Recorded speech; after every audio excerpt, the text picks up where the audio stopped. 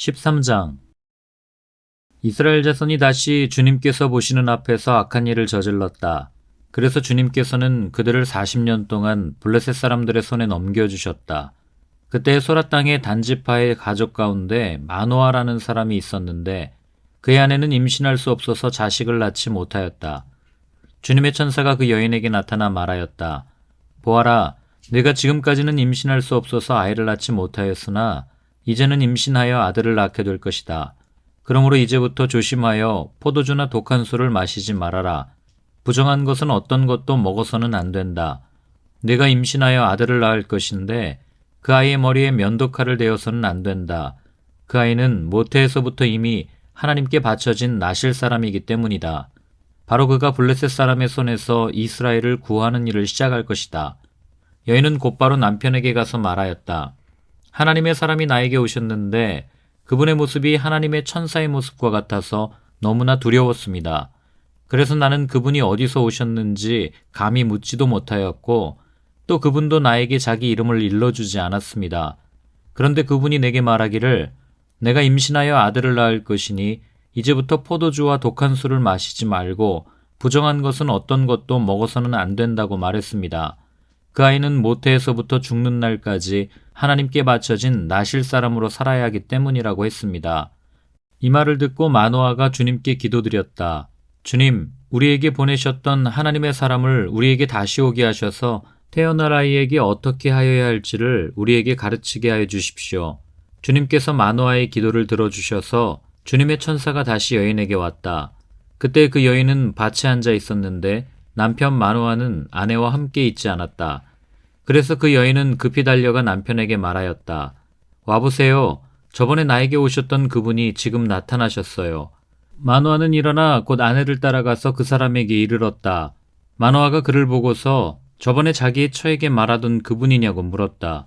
그가 그렇다고 대답하자 마노아는 그에게 지난번에 한 그 말이 이루어질 때에 그 아이가 지켜야 할 규칙은 무엇이며 또 그 아이가 할 일은 무엇이냐고 물었다. 주님의 천사가 마노아에게 일러주었다. 주님의 천사가 마노아의 아내에게 일러준 모든 것을 그 아이가 지켜야 하고 마노아의 아내는 포도나무에서 나는 것은 어떤 것도 먹어서는 안 되고 포도주와 독한 술을 마시지 않아야 하며 부정한 것은 어떤 것도 먹어서는 안 되고 주님의 천사가 마노아의 아내에게 명령한 모든 것을 마노아의 아내가 지켜야 한다고 말해주었다. 그러자 마노아가 주님의 천사에게 새끼 염소를 한 마리 잡아 대접할 터이니 잠시 기다려달라고 하였다. 그러나 주님의 천사는 마노아에게 기다리라면 기다릴 수는 있으나 음식은 먹지 않겠다고 하면서 마노아가 번제를 준비한다면 그것은 마땅히 주님께 드려야 할 것이라고 말하였다. 마노아는 그가 주님의 천사라는 것을 전혀 알지 못하였다. 그래서 마노아가 또 주님의 천사에게 이름만이라도 알려주면 말한 바가 이루어질 때에 그에게 그 영광을 돌리고 싶다고 하였다. 그러나 주님의 천사는 어찌하여 그렇게 자기의 이름을 묻느냐고 나무라면서 자기의 이름은 비밀이라고 하였다. 마노아는 새끼 염소 한 마리와 곡식 예물을 가져다가 바위 위에서 주님께 드렸다. 주님께서는 마노아와 그의 아내가 보고 있는 데서 신기한 일을 일으키셨다. 제단에서 불길이 하늘로 치솟자 주님의 천사가 제단의 불길을 타고 하늘로 올라갔다. 마노아와 그의 아내는 이것을 보고 얼굴을 땅에 대고 엎드렸다. 주님의 천사가 마노아와 그의 아내에게 다시 나타나지 않자 그제야 마노아는 비로소 그가 주님의 천사인 줄 알았다. 마노아는 아내에게 말하였다. 우리가 하나님을 보았으니 우리는 틀림없이 죽을 것이요. 그러자 그의 아내가 그에게 말하였다. 만일 주님께서 우리를 죽이려 하셨다면 우리의 손에서 번제물과 곡식 예물을 받지 않으셨을 것이며 또 우리에게 이런 모든 일을 보이거나 이런 말씀을 하시지도 않으셨을 겁니다. 그 여인이 아들을 낳고서 이름을 삼손이라고 하였다.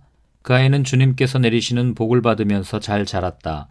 그가 소라와 에스다올 사이에 있는 마하네단에 있을 때에 주님의 영이 처음으로 그에게 내렸다.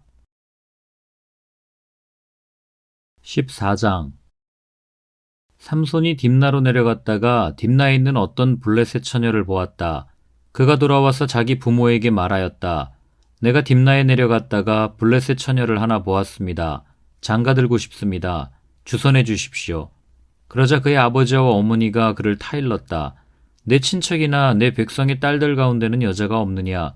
왜 너는 할례도 받지 않는 블레셋 사람을 아내로 맞으려고 하느냐? 그래도 삼손은 자기 아버지에게 말하였다. 꼭 그 여자를 색시로 데려와 주십시오. 그 여자는 첫눈에 내 마음에 쏙 들었습니다. 그의 부모는 주님께서 블레셋 사람을 치실 계기를 삼으려고 이 일을 하시는 줄을 알지 못하였다. 그때 블레셋 사람이 이스라엘을 지배하고 있었다.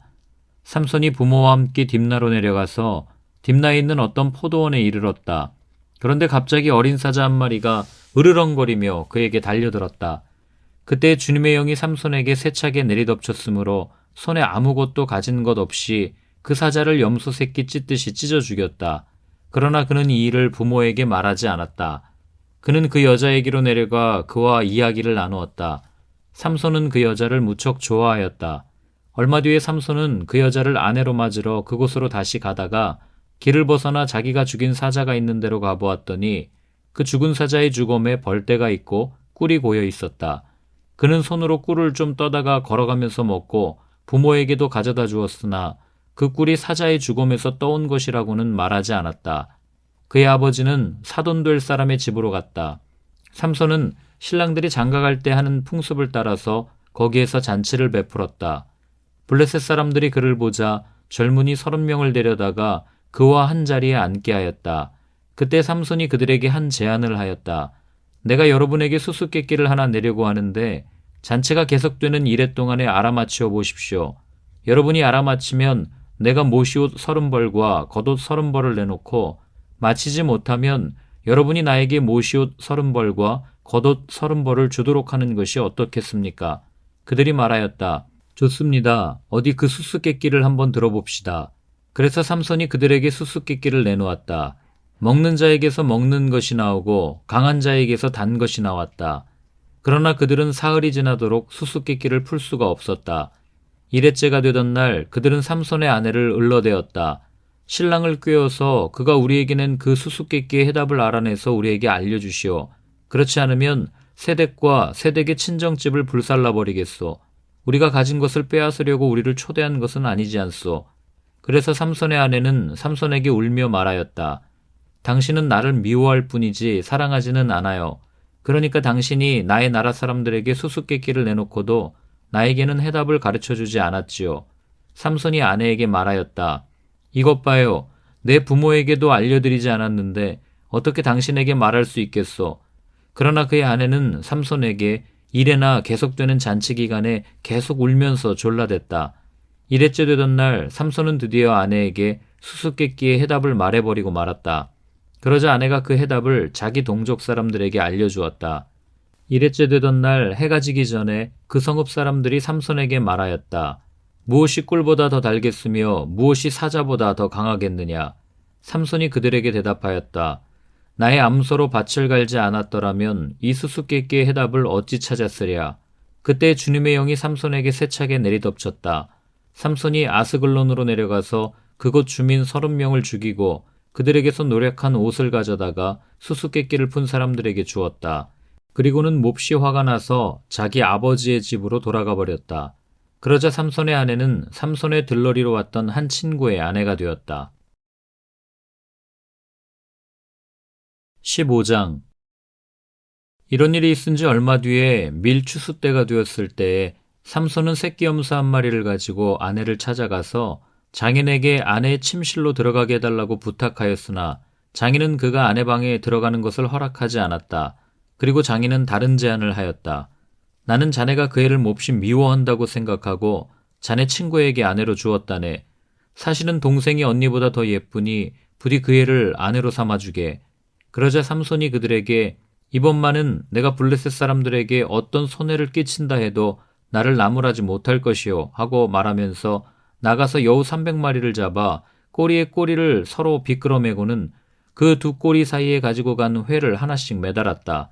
그는 그 회에 불을 붙여 블레셋 사람의 곡식밭으로 여우를 내몰아서 이미 베어 쌓아놓은 곡식가리에 불을 놓았다. 불은 곡식가리뿐 아니라 아직 배지 않은 곡식과 포도원과 올리브 농원까지 다 태워버렸다. 블레셋 사람들은 누가 그렇게 하였는지 알아보았다. 마침내 사람들은 딥나 사람, 곧 삼손의 장인이 삼손의 아내를 빼앗아 들러리 섰던 친구에게 아내로 주었기 때문에 삼손이 저지른 일임을 알게 되었다. 블레셋 사람들이 딥나로 올라가서 그 여자와 그 아버지를 불에 태워 죽였다. 그러자 삼손이 그들에게 말하였다. 너희가 이렇게 하였으니 내가 너희에게 원수를 갚기 전에는 가만히 있지 않겠다. 그는 블레셋 사람들을 닥치는 대로 마구 무찌르고 내려가서 에담바위 동굴에서 쉬고 있었다. 블레셋 사람들이 쳐올라와서 유다 땅에 진을 치고는 레이 지방을 짓밟았다. 유다 사람들이 그들에게 말하였다. 당신들은 무엇 때문에 우리를 치러 올라왔소? 그들이 대답하였다. 삼손을 잡으러 왔소. 삼손이 우리에게 한 대로 우리도 그에게 갚아주겠소. 그래서 유다 사람 3,000명이 에담바위 동굴에 내려가서 삼손에게 말하였다. 블레셋 사람들이 우리를 지배하고 있다는 것을 당신은 잘 알지 않소. 그런데 당신이 어찌하여 우리에게 이런 일이 미치게 하오? 삼손이 그들에게 대답하였다. 그들이 나에게 한 대로 나도 그들에게 갚아주었을 뿐이요. 그러자 그들이 삼손에게 말하였다. 우리는 당신을 묶어 블레셋 사람들에게 넘겨주려고 왔소. 삼손이 그들에게 말하였다. 그렇다면 나를 죽이지 않겠다고 맹세하시오. 그들은 삼손에게 다짐하였다. 결코 죽이지 않겠소. 우리는 당신을 묶어서 그들에게 넘겨만 주겠소. 결코 우리가 당신을 죽이지는 않겠소. 그리고 그들은 새 밧줄 2개로 그를 묶어서 바위 동굴에서 데리고 나왔다. 삼손이 레히에 이르자 블레셋 사람들이 마주 나오며 그에게 소리를 질렀다.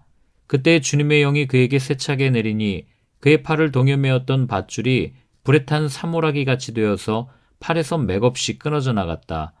마침 삼손은 싱싱한 당나귀 턱뼈 하나가 있는 것을 보고 그것을 손에 집어들고 블레셋 사람을 1,000명이나 쳐 죽이고 나서 이렇게 외쳤다. 나귀 턱뼈 하나로 죽음을 무더기로 쌓았다. 나귀 턱뼈 하나로 1,000명이나 쳐 죽였다. 이렇게 외치고 나서 삼손은 손에 든 턱뼈를 내던지고 그곳 이름을 라맛 레히라고 불렀다. 삼손은 목이 너무 말라서 주님께 부르짖었다. 주님께서 친히 이 크나큰 승리를 주님의 종의 손에 허락하셨습니다. 그런데 이제 제가 목이 타서 저 할례받지 못한 자들의 손에 붙잡혀 죽어야겠습니까? 하나님이 레히에 있는 한 우묵한 곳을 터지게 하시니 거기에서 물이 솟아나왔다. 삼손이 그 물을 마시자 제정신이 들어 기운을 차렸다. 그래서 그 샘 이름을 에낙고레라고 하였는데 오늘날까지도 레히에 있다. 삼손은 블레셋 사람들이 다스리던 시대에 20년 동안 이스라엘의 사사로 있었다.